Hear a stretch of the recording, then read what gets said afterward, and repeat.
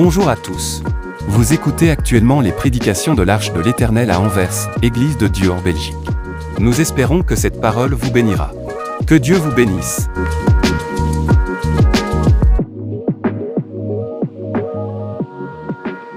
Amen. Une fois de plus, nous sommes encore sur ces merveilleux textes de 1 Samuel, au chapitre 10. Je vais vous demander de vous lever, si vous le voulez bien, pour que nous lisions ensemble la parole de Dieu, pour que nous puissions la proclamer. Alléluia. Alors, nous lisons à partir du verset 1er jusqu'au verset 10e. C'est un texte qui nous est maintenant familier. Certains d'entre nous pourraient même le lire les yeux fermés. Allons-y. Samuel prit une fiole d'huile qu'il répandit sur la tête de Saül. Il le baisa et dit, « L'Éternel n'éta-t-il pas au loin pour que tu sois le chef de son héritage? Aujourd'hui, après m'avoir quitté, tu trouveras 2 hommes près du sépulcre de Rachel, sur la frontière des Benjamins à Zelzach. Ils te diront, les années que tu es allé chercher sont retrouvées, et voici ton père ne pense plus aux années, mais il est en peine de vous et dit, que dois-je faire au sujet de mon fils? De là, tu iras plus loin et tu arriveras aux chênes de Tabor, où tu seras rencontré par 3 hommes montant vers Dieu à Béthel et portant l'un 3 chevreaux, l'autre 3 gâteaux de pain et l'autre une outre de vin. Ils te demanderont comment tu te portes et ils te donneront 2 pains que tu recevras de leurs mains. Après cela, tu arriveras à Gibéa Elohim, où se trouve une garnison des Philistins.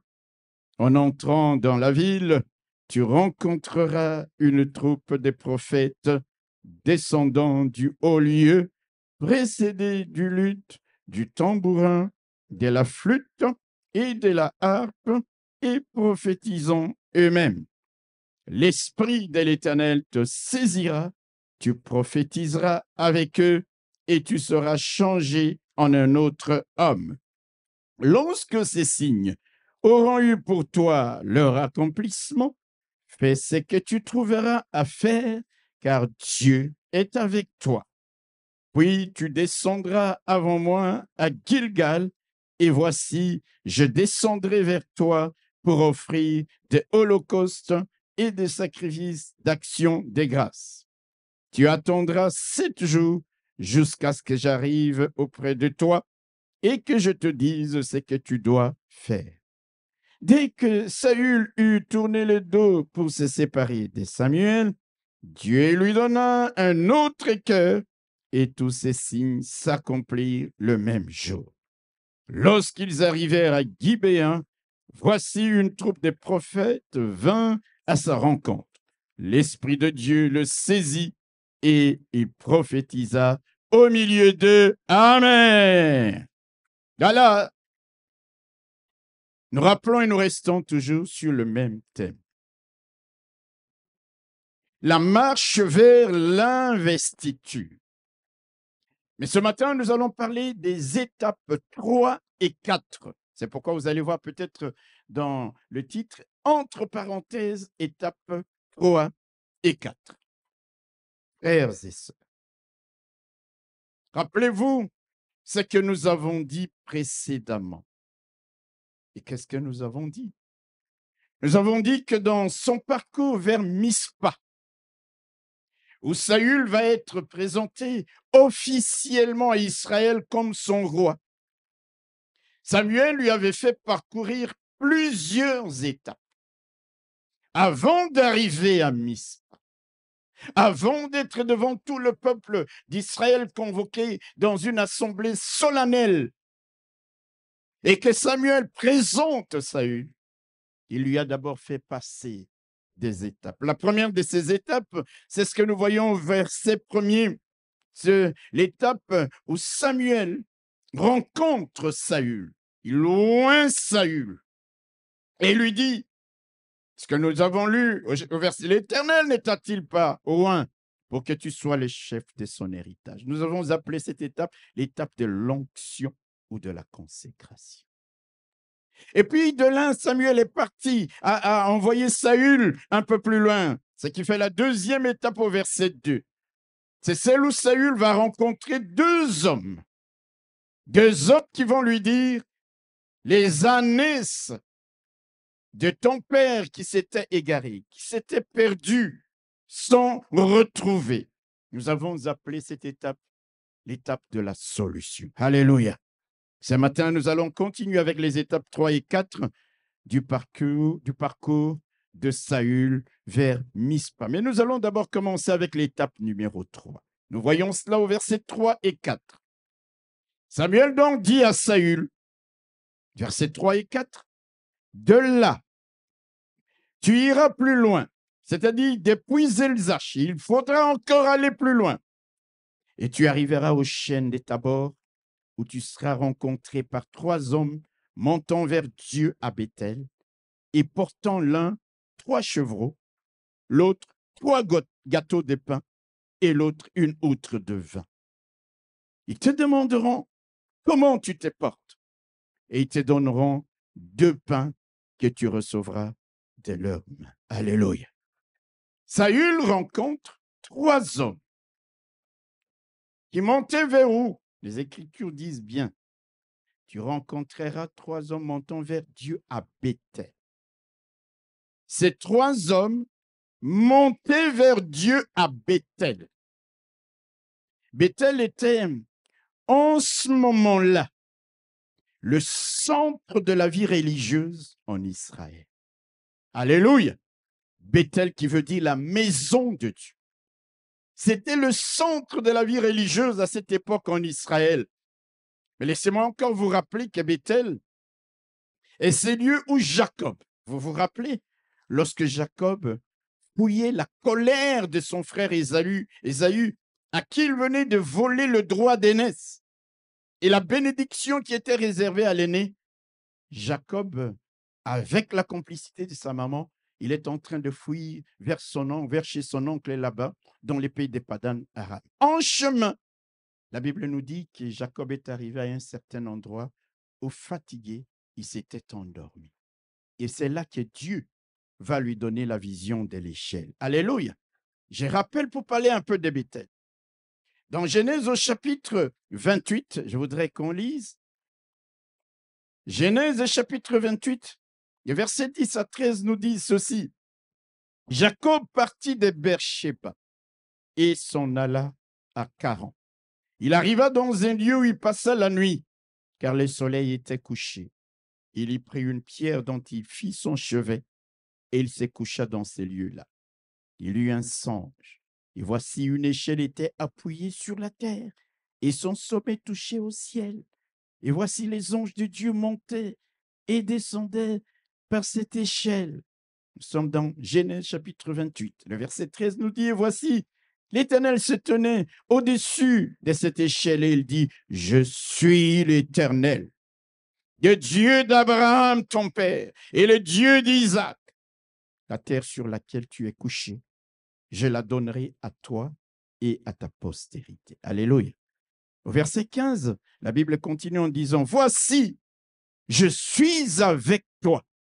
Je te garderai partout où tu iras et je te ramènerai dans ce pays, car je ne t'abandonnerai point, que je n'ai exécuté ce que je te dis. Jacob s'éveilla de son sommeil et il dit, certainement, l'Éternel est en ces lieux. Et moi, je ne le savais pas. Il eut peur et dit que ces lieux est redoutable. C'est ici la maison de Dieu. C'est ici la porte des cieux. Jacob se leva de bon matin. Il prit la pierre dont il avait fait son chevet. Il la dressa pour monument et il versa de l'huile sur son sommet. Il donna à ces lieux le nom de Béthel. Mais la ville s'appelait auparavant Luz. Saül rencontre 3 hommes qui allaient vers la maison de Dieu, les lieux de la révélation. Il rencontre ces 3 personnes. Alléluia. Pourquoi Dieu, au travers de Samuel, a-t-il envoyé Saül sur le chemin de Béthel, vers le chêne des Tabor? La réponse est bien simple. Dieu voulait que Saül puisse comprendre, alléluia, qu'il était appelé à être un homme, un roi, qui devait mettre la maison de Dieu au centre de sa vie, au centre de sa royauté. Quelqu'un peut dire amen? Il voulait que Saül comprenne le sens de cette rencontre, qui n'était pas un hasard. Il voulait lui dire, tu vas être très occupé, tu es roi, tu vas régner, mais n'oublie pas, les gestes que tu es en train de vivre aujourd'hui, comprends son sens et son interprétation. Quelle que soit la richesse, la gloire que tu pourras avoir, Saül, mets Dieu, la maison de Dieu, au centre de ta royauté. Alléluia. Au centre de ta royauté. Saül devait comprendre que Dieu voulait qu'il soit un homme qui, malgré les multiples occupations royales, devait se disposer, devait trouver le temps d'aller à la maison de Dieu pour l'adorer, pour l'honorer, pour chercher sa face, pour l'écouter. Alléluia! C'est l'essence de ce message. Vous allez voir que des rois, notamment David, Ézéchias, ayant compris l'essence de ce que nous sommes en train de partager, vous allez voir, David, il écrit dans les psaumes 122, « Je suis dans la joie. Quand on me dit, allons à la maison de l'Éternel. » C'est quelqu'un qui avait compris que malgré sa position élevée, l'Église, la maison de Dieu, devait occuper une place importante dans sa vie, qu'il ne négligerait pas le fait d'aller dans la maison de Dieu, pour adorer Dieu, pour chercher la face de Dieu. Lorsque Sentchérib, le roi des Assyriens, envoie une lettre de menace à Ézéchias, Ézéchias lit la lettre de menace. Ce n'est pas qu'il est allé faire la revue des troupes de ses armées. La Bible nous dit qu'il est allé dans la maison de Dieu.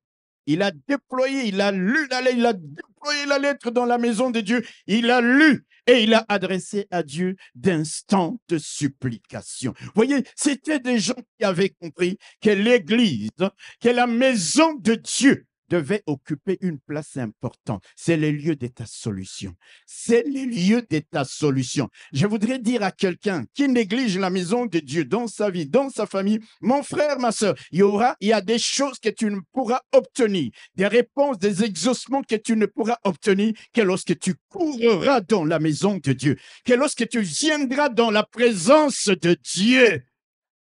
Quelqu'un n'a pas dit un beau amen? Quelqu'un n'a pas dit un beau amen? Est-ce que je prêche à quelqu'un ce matin? Il rencontre 3 hommes. Allant à Béthel, à la maison de Dieu. Mon frère, ma sœur, quelle place la maison de Dieu occupe-t-elle dans ta vie? Lorsqu'il y a des saintes convocations ici, est-ce que tu peux dire, il y a match Roumanie contre Belgique? Je vais enregistrer. Je cours d'abord dans la maison de Dieu. Est-ce que quelqu'un m'entend? Si ce que je dis est vrai, dites un bon amen. Vous savez, votre amen peut convaincre quelqu'un qui est sceptique. Vous avez le temps. Quelle place dans la maison de Dieu? Je sais que vous êtes hyper occupé, mais est-ce que vous êtes plus occupé qu'un roi? Comme David qui disait, non. Quand on me dit allons à la maison de Dieu, j'arrête tout. J'arrête tout. Je suis rempli de joie. On ne me pousse pas, on ne me tire pas, on ne doit pas me pousser. Non, je cours, je vais dans la maison de Dieu, les lieux où réside sa gloire. Je suis dans la joie. Seigneur, regarde les menaces de nos ennemis qui veulent nous envahir. Lis, regarde ce qui est écrit dans cette... Voilà ce que Ézéchias avait fait. Et nous connaissons la suite, ce qui est arrivé. Frères et sœurs, en envoyant Saül sur le chemin de Béthel, nous avons dit que Béthel, c'était ce lieu de révélation. Samuel voulait que Saül comprenne que le Dieu qu'il avait appelé, qui venait de le oindre au travers de Samuel, était un Dieu des promesses. Alléluia. Il avait dit à Jacob quand il fouillait, je serai avec toi, je t'accompagnerai, à l'aller comme au retour, je te protégerai, je serai avec toi. Jacob est allé dans les pays de Padan Aram. Son beau-père, Laban, a changé plusieurs fois son salaire. Il a dû prendre la fuite dans la nuit, mais Laban l'a poursuivi. Il pouvait l'atteindre et lui faire du mal. Mais Jacob était un homme qui avait reçu les promesses de Dieu. Dieu avait parlé à Laban lui disant, tu ne feras ni rien, ni quoi que ce soit contre cet homme. Il est sous ma protection. Ésaü venait au-devant de lui quand il rentrait dans le pays des Canaan avec des hommes armés, déterminés à les tuer. Mais Dieu toucha les cœurs de son frère aîné pour que cela n'arrive pas. Les promesses de Dieu s'étaient accomplies exactement comme lors de la vision de cette échelle. Les promesses de Dieu se sont réalisées dans la vie de Jacob. Et en envoyant Saül vers les hommes qui étaient sur les chemins de Béthel, la maison de Dieu, il voulait qu'ils pensent à cela, qu'ils méditent à cela et qu'ils comprennent quel est Dieu qui avait donné des promesses à Jacob et qui les avait accomplies totalement. Ce Dieu-là allait en faire autant pour lui. Ce Dieu-là n'allait pas l'abandonner. Ce Dieu-là n'allait pas le délaisser. Il voulait qu'il comprenne. Et c'est ce que je veux que toi aussi tu comprennes, mon frère, ma sœur. Dans notre texte, vous allez voir, verset 9, 1 Samuel chapitre 10, la Bible dit, dès que Saül eut tourné le dos pour se séparer de Samuel, Dieu lui donna un autre cœur et tous les signes que Samuel lui avait donnés s'accomplirent le même jour. C'est un Dieu des promesses, mais c'est un Dieu qui est aussi fidèle. Amen. Croyons la fidélité de Dieu, frères et sœurs. L'apôtre Pierre au chapitre 2 de son épître, le verset 3, de Pierre chapitre 3, verset 9, la Bible dit, l'apôtre Pierre, il dit, le Seigneur ne tarde pas dans l'accomplissement de ses promesses. Et l'auteur aux Hébreux dit, retenons fermement la profession de notre espérance, car celui qui a fait la promesse est... Non, je n'ai pas entendu, celui qui a fait la promesse est... Il dit, va sur le chemin. Tu rencontreras des gens qui vont vers Béthel. Réalise, Saül, ce que Béthel, l'importance, le poids, la portée de Béthel dans ta vie, dans ton royaume, dans ta royauté. La maison de Dieu. Là où Dieu envoie la bénédiction, c'est long qu'il est écrit.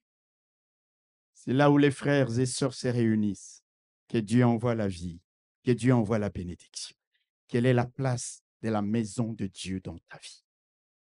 Bethel, les lieux des promesses et des visions et des révélations et la fidélité de Dieu. Dès le début de sa royauté, Dieu veut que Saül comprenne ces choses-là. Alléluia. Et la Bible nous montre que cet homme qui montait vers Bethel, il n'y allait pas les mains vides, n'est-ce pas? Ils allaient vers la maison de Dieu. Qu'allait-il faire là-bas? L'adorer, bien sûr. Le louer, le célébrer, l'écouter, mais aussi l'honorer. Ces gens n'allaient pas les mains vides. La Bible nous dit que l'un portait combien? 3 chevreaux. Suivez-moi bien. L'autre portait 3 gâteaux. L'autre portait une outre de vin. Remarquez une chose, frères et sœurs. Nous sommes au verset 3 n'est-ce pas?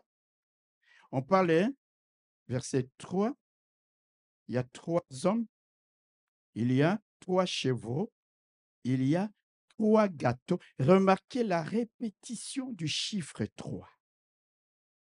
Alléluia. 3 est le chiffre qui symbolise ce qui est complet. Notre Dieu est 3 fois saint. C'est complet. Tu n'as pas besoin de dire 10 fois 15 fois. C'est complet. Alléluia. 3, le chiffre qui symbolise la complétude à l'image de la Trinité. Dieu le Père, Dieu le Fils et Dieu le Saint-Esprit. Les 3 hommes avaient une offrande, alléluia, qui était véritablement une offrande complète, une offrande agréable à Dieu, une offrande de bonne odeur. Et laissez-moi aussi vous le dire, une offrande prophétique. Je vais vous le démontrer. Regardez. Plus tard, Saül devient roi. À cause de ses péchés, de ses égarements, l'Esprit de Dieu se retire de lui. Parce que dans l'Ancien Testament, l'Esprit venait et pouvait partir. Et partait. Dieu lui retire l'Esprit. L'Esprit se retire de lui. Et il commence à être agité par de mauvais esprits. En ce moment-là, Saül connaissait déjà David. Un jour, il envoie ses conseillers voir le papa de David. Il dit, envoie-moi ton fils. Parce que quand il chante, alléluia, il se passe quelque chose en moi. Les démons qui me colonisent me lâchent. Nous sommes dans 1 Samuel, au chapitre 16. Regardez avec moi. Alléluia. 1 Samuel, chapitre 16. Nous lisons les versets 19 à 23. Il envoie donc, le roi envoie quelqu'un, ses conseillers, demander à Isaïe, le papa de David, de lui envoyer David. 1 Samuel, chapitre 16, versets 19 à 23. La Bible dit donc ceci. Saül envoya des messagers à Isaïe pour lui dire, envoie-moi David, ton fils, qui est avec les brebis. Isaïe prit, suivez bien, Isaïe prit un âne qu'il chargea de quoi? De pain, d'une outre de vin et d'un chevreau. Vous me suivez? Est-ce que quelqu'un me suit? Si tu me suis bien, dis un bon amen. Parce que je vais te donner des révélations. Isaïe prit un âne qu'il chargea de pain, d'une outre de vin et d'un chevreau. Et il envoya ces choses à Saül par David, son fils. Il envoyait ces choses au roi. Parce que le roi est digne d'une offrande complète. Parce que le roi est digne d'une offrande de bonne odeur. Parce que quelqu'un n'a pas compris ce que je dis. Je ne sais pas, lorsque nous venons ici, quel genre d'offrande nous apportons au roi des rois. Vous aurez remarqué que Saül ne dit pas au papa de David, envoie-moi quelque chose. Vous savez, l'offrande, ce n'est pas quelque chose dont on doit nous bousculer pour que nous la donnions. Ah mon Dieu. Il dit, envoie-moi ton fils. J'ai besoin de ton fils. Mais le papa Isaïe comprend que mon fils va se présenter devant le roi. Il ne peut pas aller les mains vides. Et vous allez voir exactement ce que Saül avait vu chez les hommes qui montaient vers Bethel. Le même type d'offrande. Et le pain, le vin et l'outre. Et qu'est-ce que je dis? Le pain, le chevreau et le vin. Il lui donne pour aller offrir au roi. Vous me suivez? Nous lisons, nous continuons la lecture 1 Samuel chapitre 16, verset 19, 20 maintenant. David arriva auprès de Saül. Il se présenta devant lui. Il plut beaucoup à Saül et il fut désigné pour porter ses armes. Vous voyez, je vais vous dire une chose. Des secrets comme ça, il faut découvrir dans la parole de Dieu. Ce jeune homme se présente avec une offrande de bonne odeur, une offrande complète. Le roi le regarde et tout de suite le roi l'adopte. La Bible dit qu'il plut. Il lui plut. Quelque chose, l'offrande, vous ne savez pas ce que l'offrande peut drainer comme bénédiction. Élie, avant que le feu ne tombe du ciel, vous savez, même les païens savaient ça. Il dit, vous, c'est la même chose. Prenez une offrande présentée à votre Dieu. Parce que l'offrande, frères et sœurs, l'offrande, c'est pas on ne doit pas nous pousser. Ils font leurs incantations, rien. Le feu ne tombe pas. Isaïe rebâtit l'autel, il invoque le feu tombe. Le feu est venu parce que l'offrande était là. Le jeune homme emmène l'offrande. Le roi il plut au roi. Et Saül dit ceci: à partir de maintenant, je te désigne comme porteur de mes armes. Vous savez, c'est une marque de distinction. Parce que celui qui porte les armes du roi, c'est celui en qui le roi a totalement confiance. Il peut retourner l'arme contre le roi. Ça veut dire que c'est quelqu'un qui est très proche du roi, qui a un rang supérieur même à un ministre du roi. Il dit à partir de maintenant, je te désigne comme porteur de mes armes. Saül dit à Isaïe, papa, je te prie de laisser David à mon service, car il a trouvé grâce à mes yeux. Et lorsque l'Esprit de Dieu était sur Saül, David prenait la harpe et jouait de sa main. Saül respirait alors plus à l'aise et s'est trouvé soulagé. Les mauvais esprits se retiraient de lui. Alléluia. Saül est sur le chemin de Tabor. Il rencontre ces 3 hommes. Alléluia. Verset 3. 3 hommes. L'un portait 3 chevreaux, l'autre 3 gâteaux, l'autre une outre, le troisième une outre de vin. Les chiffres de la complétude. Alléluia. Pain, chèvre, outre. Et j'ai dit que c'était aussi prophétique. Pourquoi j'ai dit que c'était prophétique? Bien-aimés frères et sœurs. Alléluia. Lorsque le Seigneur, après avoir accompli sa mission sur cette terre, il va partager les derniers repas avec ses disciples. Vous allez voir qu'il va instituer la Sainte Seine. Vous allez voir que les 2 des éléments importants de la Sainte Seine, c'était quoi? C'était le pain et le vin. Je ne sais pas si quelqu'un voit en filigrane cette histoire. C'est pour nous montrer que ces 3 hommes qui est allés à Bethel apportaient à Dieu une offrande de qualité. Que plus tard, Isaïe qui aura compris, apportera au roi Saül.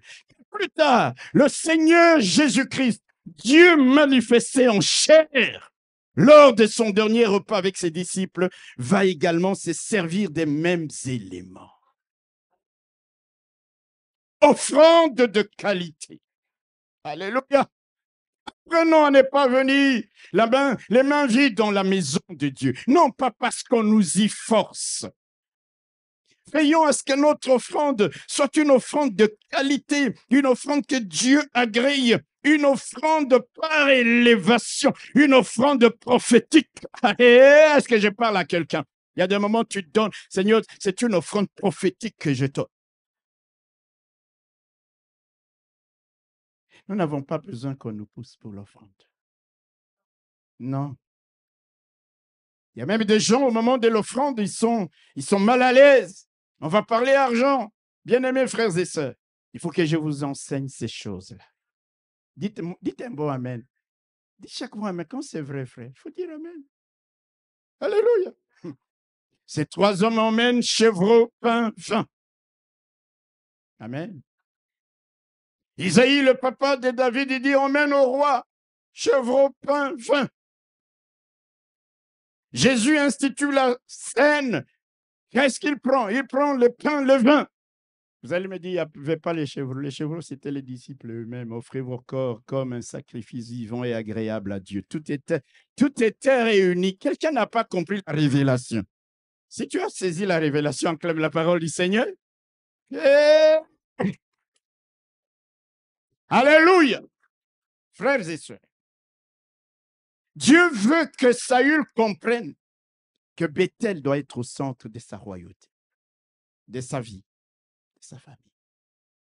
Il veut qu'ils comprennent la portée de l'offrande de qualité.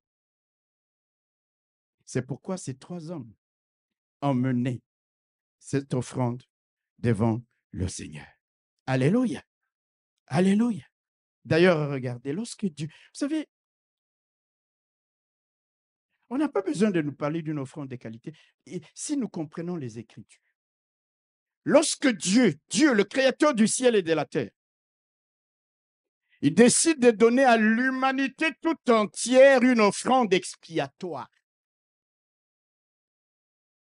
Vous savez ce que ça veut dire, une offrande expiatoire? Une offrande que l'on donne pour le pardon des péchés. Dieu veut donner une offrande expiatoire à l'humanité tout entière, car tous étaient péchés, avaient péché, étaient privés de la gloire de Dieu. Qu'est-ce que Dieu va donner? Dieu ne va pas donner pour le rachat de tes péchés, de mes péchés, l'or. Il n'a pas donné l'argent. Il n'a pas donné les pierres précieuses. Il a donné son Fils unique. Quelqu'un n'a pas saisi la portée, la valeur de l'offrande. Ça veut dire que Dieu lui-même nous avait déjà donné l'exemple. Pas des pierres précieuses, des diamants, pas des tanzanites. Vous savez, la Tanzanie, c'est un minerai qu'on a découvert actuellement, dont la valeur ne fait qu'augmenter. On a découvert ça en Zambie. Alléluia. Alléluia. Si vous allez en Turquie, dans les grandes échoppes qui appartiennent à certaines familles très riches et très puissantes, c'est là où vous allez trouver des tanzanites. Amen. Dieu n'a pas donné des tanzanites. Dieu n'a pas donné les coltons. Dieu n'a pas donné l'or pour le rachat. Il a donné comme offrande expiatoire son Fils unique, son Fils unique, son Fils unique, l'agneau sans défaut, pour nous montrer la valeur de l'offrande que nous devons donner. Ces 3 hommes amènent une offrande complète, agréable à Dieu.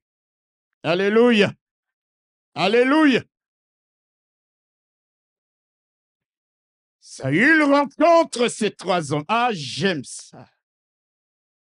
Il rencontre ces 3 hommes. Et puis, ces 3 hommes s'arrêtent et le regardent et lui demandent, « Comment vous allez, monsieur ?» Il dit, « Je me porte bien. » Ensuite, qu'est-ce qu'ils font? Ils donnent 2 pains. À qui? À Saül. Écoutez bien. Alléluia. J'aime beaucoup cette séquence. Ces 3 hommes ne connaissaient probablement pas Saül. Ils ne connaissaient pas Saül. Ils ne savaient même pas que Saül n'avait plus de provisions dans ses bagages. Vous vous rappelez? Lorsqu'après avoir cherché plusieurs jours ou semaines les brebis de son père, ne les ayant pas trouvées, les provisions étant complètement finies, Saül dit à son serviteur entrant à la maison, « Alléluia, on n'a plus de provisions. » 1 Samuel chapitre 9, verset 6 à 7 nous le dit. 1 Samuel chapitre 9, verset 6 à 7. Le serviteur lui dit, « Voici, il y a dans cette ville un homme de Dieu, c'est un homme considéré. Tout ce qu'il dit ne manque pas d'arriver. Allons-y, peut-être nous fera-t-il connaître le chemin que nous devons prendre. » Saül dit à son serviteur, « Si nous y allons, que porterons-nous à l'homme de Dieu? Car il n'y a plus de provisions dans nos sacs et nous n'avons aucun présent à offrir à l'homme de Dieu. Qu'est-ce que nous avons? » Si je parle de ça, les gens vont dire, le pasteur parle pour lui-même. Quand vous allez voir le pasteur, lui, vous allez voir un homme de Dieu. Alléluia. De temps en temps, amène une offrande, une bénédiction au pasteur. Quelqu'un n'a pas compris ce que je dis. Tu viens là, blablabla. Non. Et dit, nous n'avons plus de provisions. Et maintenant, cet homme qui allait vers Saül, qui n'avait plus de provisions, Samuel va l'envoyer. Oh mon Dieu! Vers des gens dont Dieu avait préparé le cœur. Et c'est pourquoi nous appelons cette étape l'étape de la provision. Dieu avait préparé les cœurs de ces hommes. Ils ne connaissaient pas Saül. Ils ne savaient même pas qu'il n'avait plus de provisions. se fait-il? Ces hommes s'étaient autant intéressés à Saül, c'est simple. Le Dieu qui avait planifié cette rencontre avait aussi préparé les cœurs de ces hommes afin qu'ils agissent favorablement à l'égard de Saül. Il est le Dieu dans la main duquel les cœurs de roi, les cœurs de l'homme sont comme un courant d'eau. Il les incline partout où il fait. Et alors là, Dieu prépare ces hommes. Vous n'allez pas simplement lui demander comment il va, mais vous allez prendre dans l'offrande que vous amenez dans la maison de Dieu une partie de cette offrande, et une partie importante, pour montrer comment on peut bénir. En ce moment-là, écoutez, Saül n'était pas encore officiellement roi. Aux yeux des hommes, il était déjà roi aux yeux de Dieu. Parce qu'il avait déjà reçu l'onction. Et c'est un homme qu'il faudra honorer. Il avait préparé les cœurs de ces hommes. Ils prennent 2 pains, comme pour dire, écoute, messieurs, le chemin est encore long. Prêtez-moi des manettes, des manettes. Alléluia. On dit manette, hein? Hein, ma Betty, on dit quoi? Lunettes, hein? Ah, merci beaucoup. Donnez-moi des lunettes. Dans mon pays, on dit donnez-moi des manettes. Est-ce que quelqu'un peut dire amen? Dieu avait préparé les cœurs de ces gens, n'est-ce pas? Lorsque Dieu veut bénir quelqu'un, amen, il peut le faire même au travers d'un inconnu, de quelqu'un que tu n'as jamais rencontré, de quelqu'un qui ne te connaît même pas. Tu le vois, il dit non, je sens dans mon cœur que je dois faire quelque chose pour toi. Je vous dis des choses. Nous sommes allés faire une campagne d'évangélisation grandiose au stade de Matadi, plein. On avait donné de l'argent à un frère qui habitait la ville pour nous acheter le riz, préparer les logements, préparer tout. Alléluia. On l'avait reçu à la maison. Maman pasteur avait préparé même pour ce frère qu'on nous avait présenté. Et puis il est parti. Les jours où nous arrivons à Matadi, on va chez lui à son adresse. La maison était fermée. Alléluia. La maison fermée. J'avais une délégation de 40 personnes, les intercesseurs, les musiciens. C'était terrible. Je ne savais pas où les loger. Je ne savais pas où aller. J'étais en plein ville en train de pleurer. J'étais en train de dire, mais Seigneur, qu'est-ce que tu me fais? Je pleurais.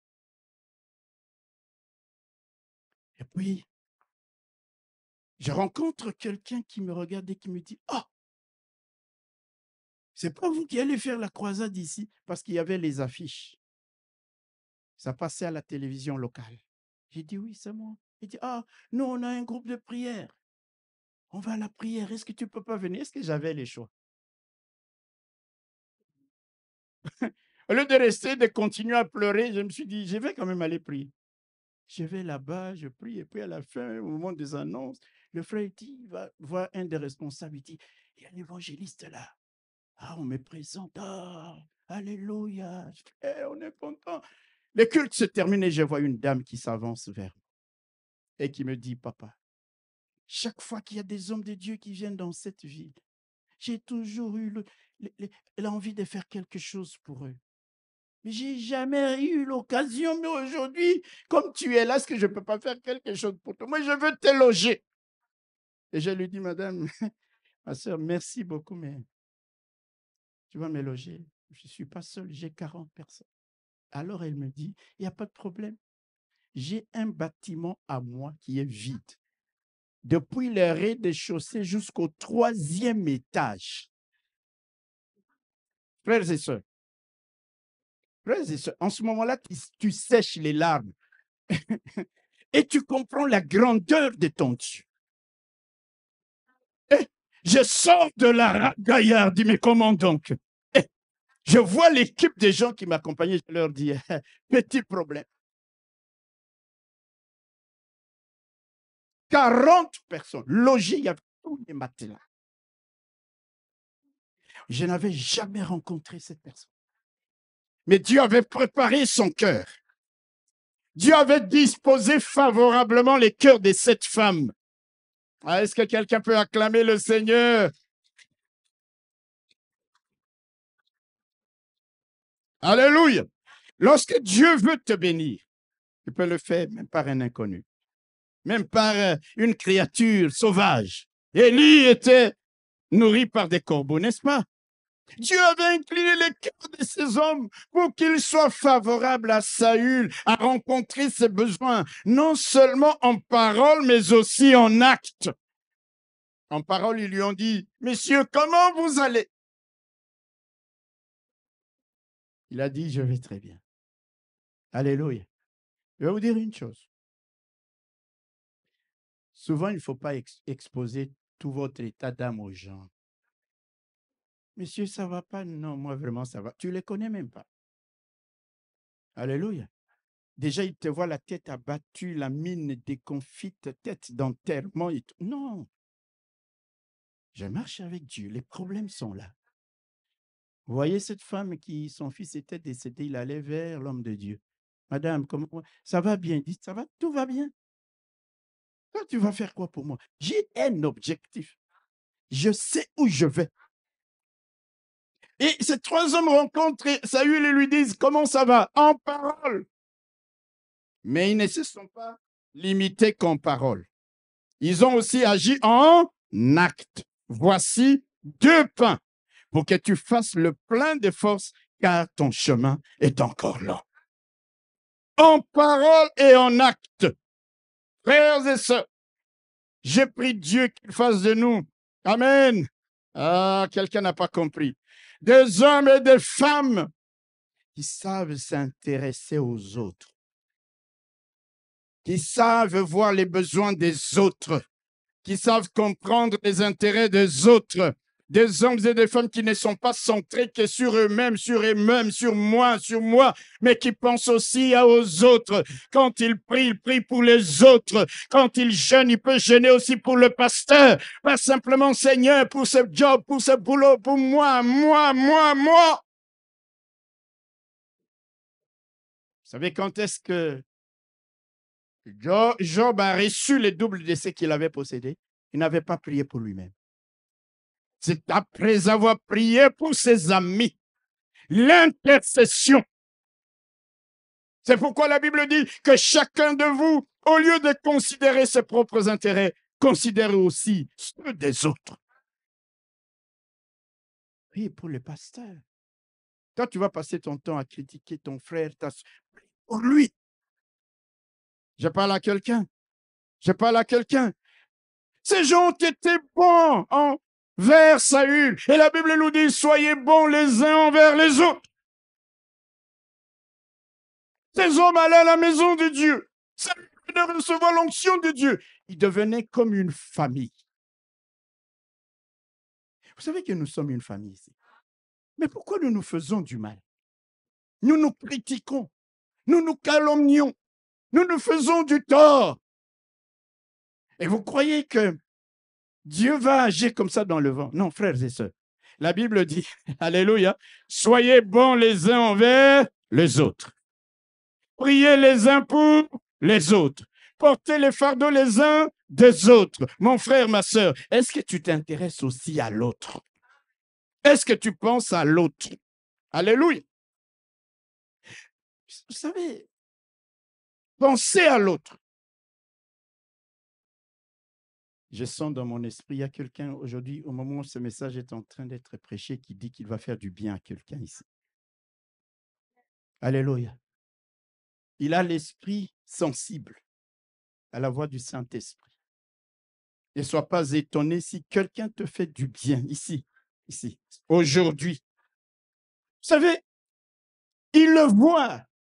Ils ne savent pas qu'il n'a plus de provisions.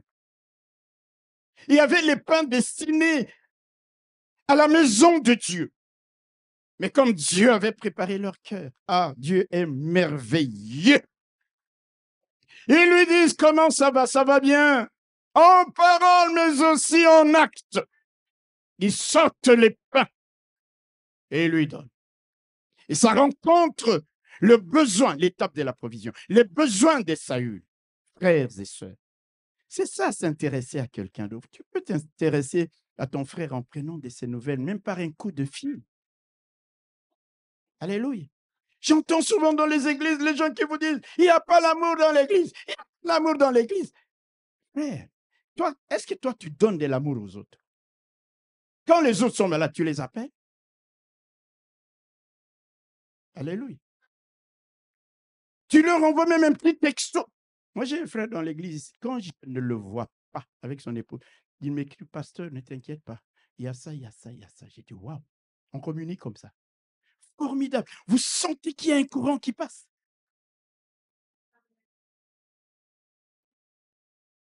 Intéresse-toi à l'autre, ne fût-ce que par une salutation cordiale. Un sourire chaleureux. Un regard bienveillant. Alléluia. C'est ça, s'intéresser à l'autre. Fais-lui un petit compliment. Bon, je ne dis pas souvent entre les hommes et les femmes, et les femmes, les hommes, les hommes. Je vais vous expliquer un jour pourquoi. Aujourd'hui, je ne parle pas de ça. Je parle à quelqu'un. Il le regarde, il dit, on va lui donner du pain. Ça correspondait à ses besoins, frères et sœurs. En parole, mais aussi en acte. J'aime mon pasteur. Pasteur ne fait pas quand il prêche. Tu m'aimes en parole. Merci beaucoup, mon frère. Merci beaucoup, mon frère. Vous savez, il y a des choses, je ne peux pas vous prêcher moi-même parce que vous allez dire, voyez, il prêche pour lui. Alors, je vais souvent utiliser le pasteur, lui. Mais vous allez comprendre qu'avec au travers du pasteur, lui, c'est lui et moi, c'est bon, vous avez compris. Bon. Hello! Je ne fais que vous prêcher la parole de Dieu.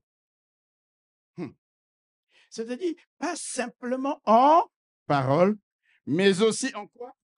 En acte. Écoutez ce que les Écritures, l'apôtre Jean, écoutez ce qu'il dit. 1 Jean chapitre 3, verset 18.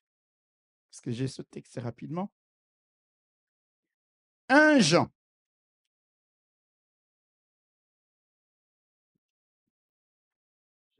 Chapitre 3.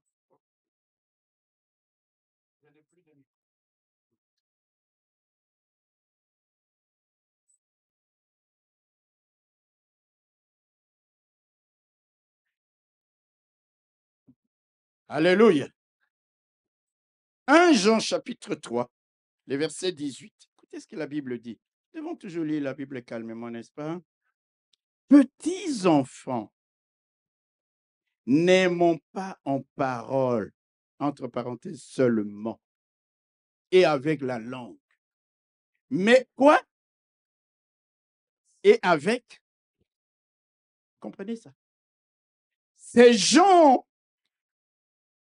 ont manifesté leur amour à Saül, non pas simplement en disant « Comment vous allez ?» Et ça, c'est limite là. Souvent, d'ailleurs, certaines personnes, quand ils te disent comment ça va, frère? Avant même que tu aies donné des réponses, il est parti. Ça veut dire que ça a été juste une formalité. Frère, ça va? Eric, est-ce que... Bonjour, pasteur, ça va bien, pasteur.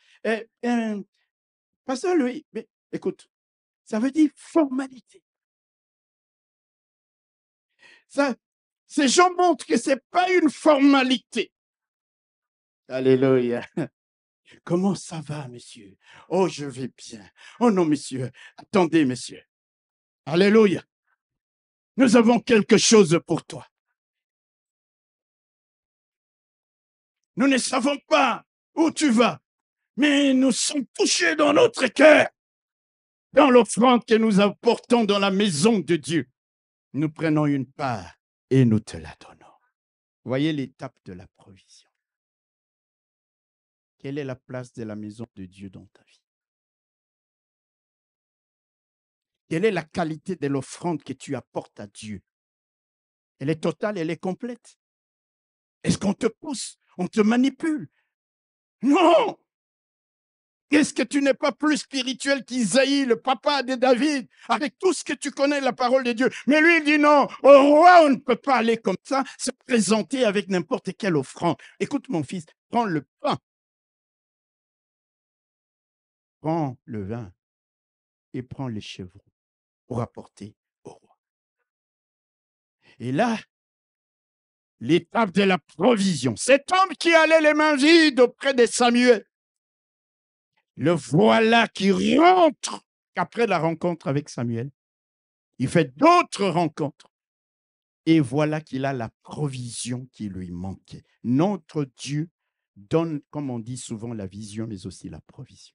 Il est le Dieu de la provision. Il est le Dieu qui donne avec abondance. Entre parenthèses, je voudrais vous montrer une chose. Pourquoi ils ont donné 2 pains? Parce qu'il y avait Saül. Et qui? Et son serviteur. Quand tu es béni, que les personnes qui sont à tes côtés profitent de la bénédiction. S'ils sont des personnes de bien. Acclame le Seigneur. Acclame le Seigneur.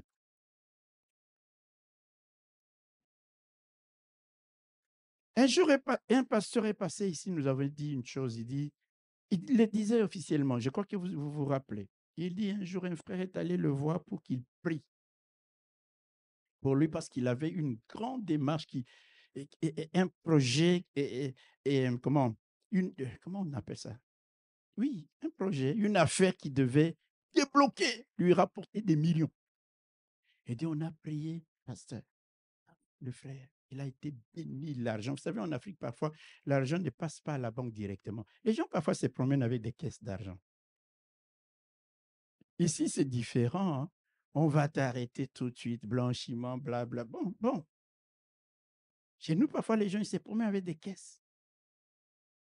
Alors, il dit, il vient devant moi, il ouvre la caisse, il te plaint, il dit, pasteur, Dieu m'a béni, regarde.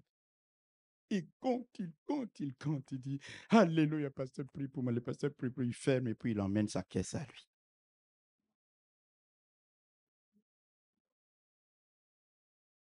Je ne suis pas venu parler des pasteurs mendiants.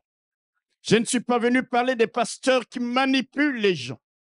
Je suis venu parler aux enfants de Dieu des réalités de la parole de Dieu. Alléluia. Et il amène chevreau, le vin et le pain, comme ces 3 hommes. Formidable. L'étape de la provision. Il faut que je parle maintenant de la 4e étape.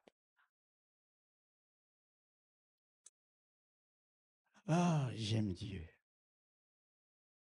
Dieu veut que nous puissions grandir dans la connaissance, que nous puissions croître dans la connaissance de sa parole. La 4e étape, c'est l'étape de Gibéa et Elohim. Oh, on a parlé de ça le vendredi. Est-ce que quelqu'un était ici le vendredi? Alors, fais comme si tu n'as pas écouté la prédication de vendredi.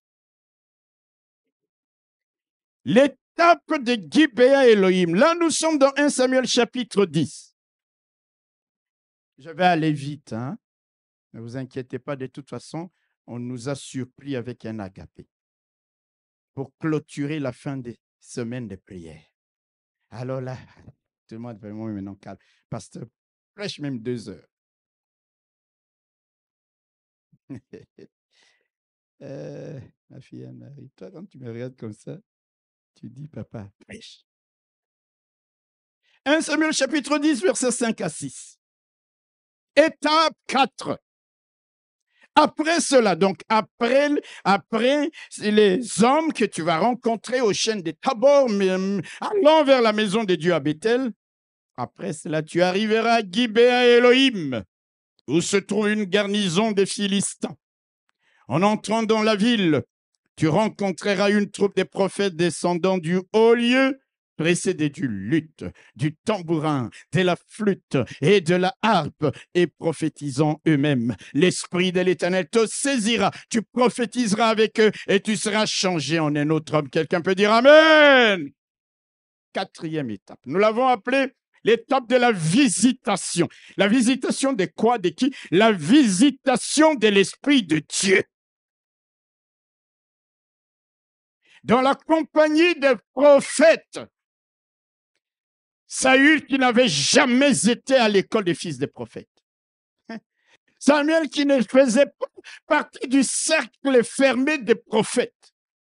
Mais dans la compagnie des prophètes, il est saisi par l'Esprit de Dieu il se met à prophétiser comme eux et il est changé en un autre homme. Alléluia! La Bible dit, le fer aiguise le fer. Mon frère, ma soeur, cherche la compagnie des hommes qui peuvent te tirer vers le haut. Est-ce que je parle à quelqu'un? Cherche la compagnie des hommes et des femmes susceptibles de t'entraîner vers le meilleur qui est en toi. Cherche la compagnie d'hommes et de femmes qui peuvent apporter à ta vie une valeur ajoutée, des hommes et des femmes susceptibles de te propulser dans ta destinée ou dans le plan que Dieu a préparé pour toi. Pourquoi traînes-tu avec des gens qui ne font que te tirer vers le bas? Avec des gens qui ne font que saper ta foi, tes convictions. Cherche la compagnie de ceux qui ont l'Esprit de Dieu. Parce que là où ceux qui ont l'Esprit de Dieu est, l'Esprit descend. Là où les frères et sœurs se réunissent, l'Esprit descend. Oui, loin des mauvaises compagnies, des mauvaises connexions, des railleurs et des moqueurs, comme il est écrit dans les psaumes 1. Heureux l'homme qui n'habite pas en compagnie des railleurs et des moqueurs. Alléluia. Fuis la compagnie des railleurs et des moqueurs.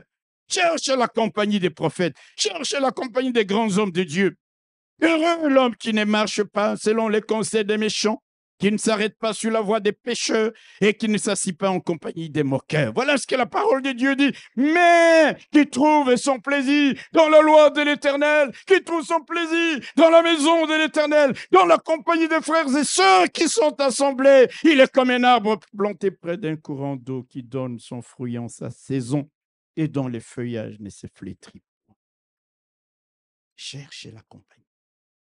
Amen. Vous savez, il est écrit, mais enfin pas écrit, les gens disent ce qui se ressemble. Dis-moi qui tu fréquentes. Voilà. Est-ce que la Bible, nous qui sommes là, nous réalisons que sur le plan spirituel, nous sommes comme les aigles, appelés à voler haut, n'est-ce pas? Ceux qui se confient en l'Éternel renouvellent leur force. Ils prennent l'envol comme les aigles. Nous sommes des aigles. Si tu veux voler avec les aigles, évite la compagnie des dindes. Vous savez, une dinde ne sait pas voler. Hein? La dinde est toujours...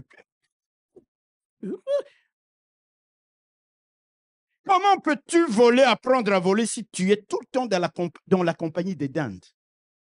Cherche la compagnie des aigles. Il commence à faire ça, toi aussi tu fais ça. Et tu vas voir un jour, tu commences à prendre l'envol. Saül dans la compagnie, Dieu lui dit, non. Dieu ne lui a pas dit d'aller rencontrer, je ne sais qui, non. Il dit, vous allez voir ce texte de 1 Samuel 10, il n'y a que des rencontres spéciales. Chapitre 1er, on rencontre un homme de Dieu en la personne de Samuel. Chapitre 2, on rencontre deux personnes porteuses de bonnes nouvelles. Et qu'est-ce qu'il dit, chapitre 2? Verset 2. Verset 3, il rencontre combien? 3 hommes qui allaient à Bethel dans la maison de Dieu. 4e étape, il rencontre qui? Mais vous lisez la Bible, dites avec conviction. Dites-le plus fort. Regardez la qualité des gens vers lesquels Samuel avait envoyé Saül. Faire la rencontre de ces gens. Alors, il les rencontre. Et quand il les rencontre, il est changé comme un autre homme. Il est qualifié pour accomplir les desseins de Dieu. Il est qualifié pour faire des choses qui étonnent Dieu. Au point que les gens se sont mis à dire, est-ce que c'est Saül? Comment ça se fait qu'il prophétise? Est-ce que lui aussi est un... Frères et sœurs, quand l'Esprit de Dieu te saisit, quand tu es rempli de l'Esprit de Dieu, je vais te dire 2 choses qui vont se produire dans ta vie. Il y aura l'étonnement, mais en même temps, tu susciteras la jalousie. Parce que l'Esprit de Dieu te donnera de réussir. L'Esprit de Dieu te donnera d'aller de l'avant. Rempli de l'Esprit de Dieu. Les gens vont commencer à te combattre pour rien, à te jalouser pour rien. Comme s'ils pourraient, comme s'ils peuvent, comme s'ils pourront un jour neutraliser la puissance de l'Esprit de Dieu qui coule en toi, la grâce de Dieu qui vient sur ta vie. Rien. On commence à se demander, est-ce que c'est lui l'étonnement. À cause de quoi? À cause du fait qu'il était rempli du Saint-Esprit. Si nous voulons réellement être échangés en d'autres hommes ou en d'autres femmes selon Dieu, être qualifiés pour accomplir les desseins de Dieu, nous devons rechercher la plénitude du Saint-Esprit. Ne vous enivrez pas de vin, écrit l'apôtre Paul, c'est de la débauche. Soyez au contraire remplis de l'Esprit. Il ne s'agit pas que du vin dont nous ne devrions pas être remplis. Il s'agit aussi de colère, de méchanceté, de haine. Ne sois pas rempli d'amertume, ne sois pas rempli de jalousie, ne sois pas rempli d'inimitié. C'est une perte de temps. Cherche à être rempli du Saint-Esprit. Quand l'onction de Dieu coule sur toi, l'Éternel enverra la bénédiction même de loin. Alléluia. J'aime parfois rendre des petits témoignages comme ça. C'est maintenant, j'étais au bureau, le temps de venir ici, j'entends quelqu'un dit, pasteur, est-ce que je peux te recevoir 2-3 minutes? J'ai dit, oui, frère, entre. Il entre, il était bien habillé. J'ai dit, bien, frère, tu es bien habillé. Il me touche comme ça. Il sort. Béni. Quelqu'un va me jalouser? Non, vous êtes très spirituel. Acclamons le Seigneur. Alléluia. Je vous dis des choses, frères et sœurs.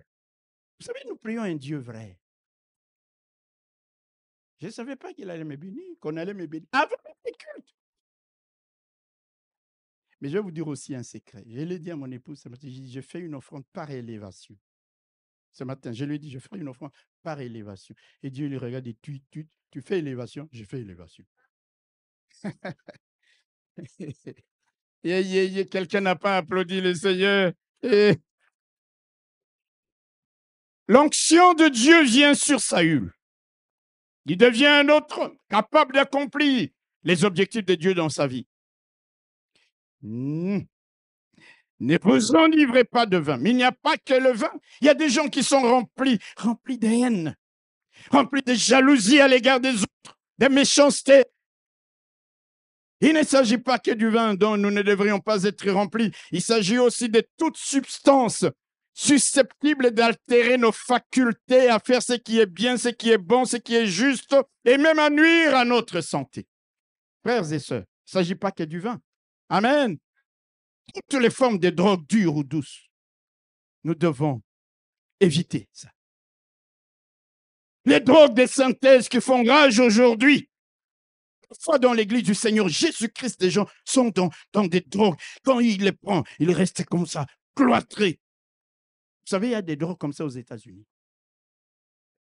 Tu peux rester toute une journée, il est comme ça.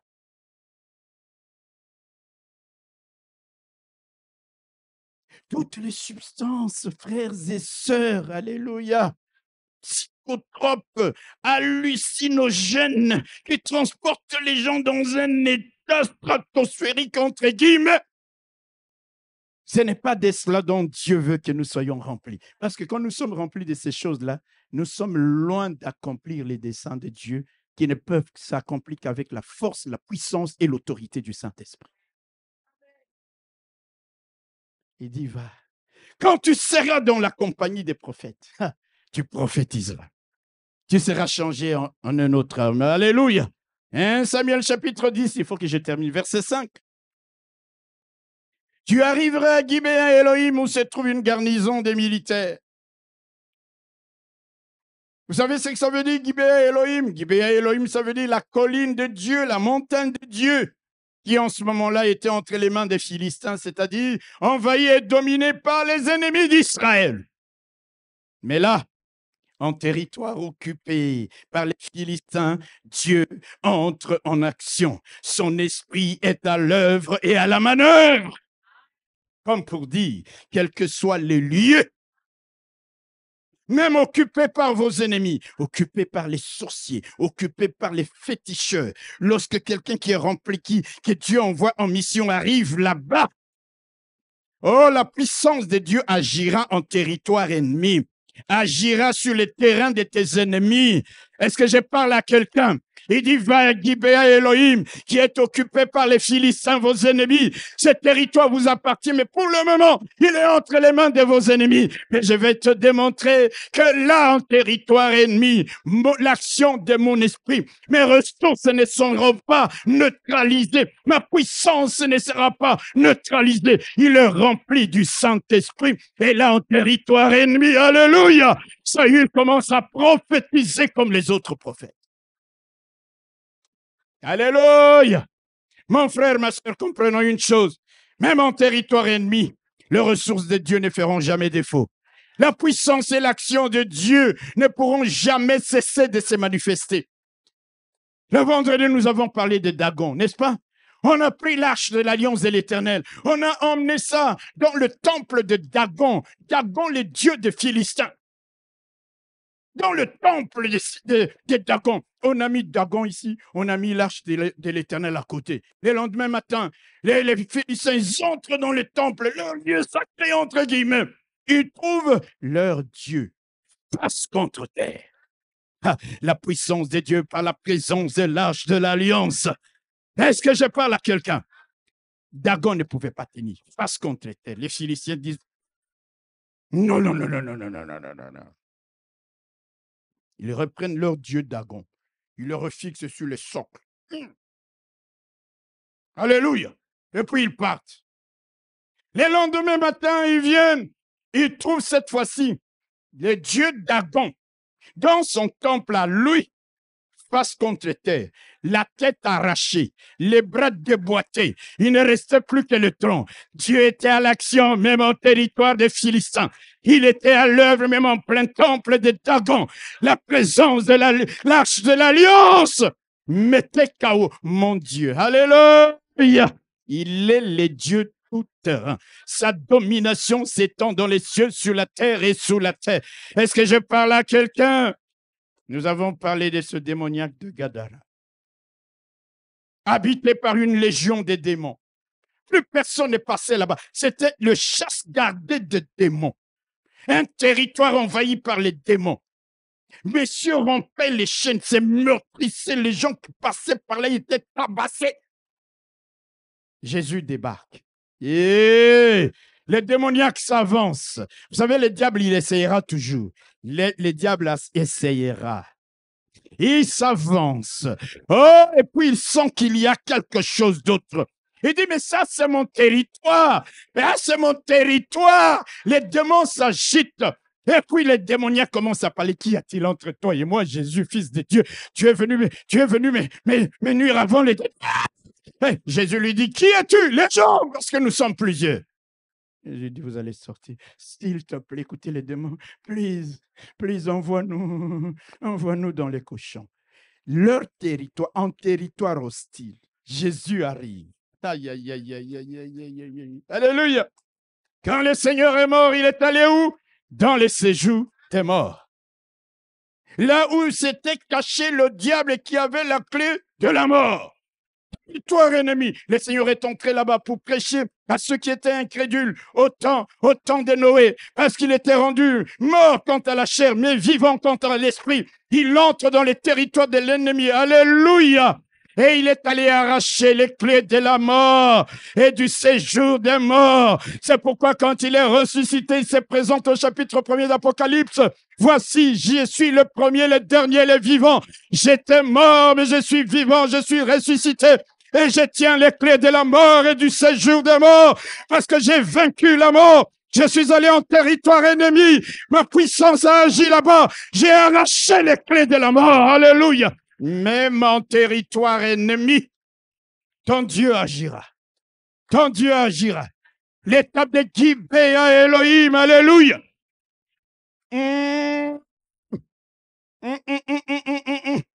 Tu trouveras une garnison des Philistins.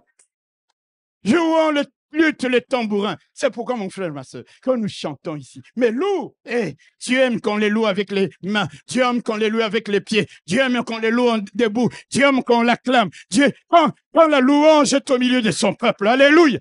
Même en territoire ennemi, les murailles de Jéricho vont s'écrouler. Même en territoire ennemi, l'action de ton Dieu est puissante. Amen. Alléluia. Jésus n'a-t-il pas dit, tout pouvoir m'a été donné dans les cieux, sur la terre et sous la terre. Dieu avait dit, je vais frapper les léviathans fouillants. Amen. Les léviathans tortueux et le marin des mers, dans les airs, sur terre et sous la terre, dans les seaux. Tout pouvoir a été donné à notre Dieu. Et ce Dieu-là, un jour, quand tu lui as donné ta vie, il est venu, il t'a dit, Pétronelle, voici, je te donne le pouvoir de marcher sur les serpents et les scorpions et sur toute l'armée de l'ennemi et sur toute la puissance de l'ennemi. Ça veut dire que même à Gibéa et Elohim, tu es puissant pour agir. Même en territoire hostile, tu es puissant pour agir. Quelqu'un n'a pas dit Amen, Bandeko. Dans mon village, on dit Bandeko. Eh, alléluia. Étape de Gibéa et Elohim. Frères et sœurs, je m'arrête là parce qu'il y a encore d'autres étapes. Si Dieu nous donne l'occasion, je vous expliquerai. Aujourd'hui, il faut qu'on prenne l'agapé. Et alléluia. Si je dois dire une chose pour terminer, va Gibéa et Elohim. N'aie pas peur d'affronter tes ennemis. Quand tu te présenteras là, ils trembleront. Amen. Ils trembleront parce que tu vas avec le mandat de Dieu, avec l'autorité de Dieu. En territoire hostile, Saül prophétise. Aïe, aïe, aïe, aïe, aïe, aïe. Et il devient prophète du jour au lendemain. Va au contact avec des hommes loin de Dieu pour que toi aussi tu sois loin, changé en un autre homme, changé en une autre femme. Que Dieu vous bénisse.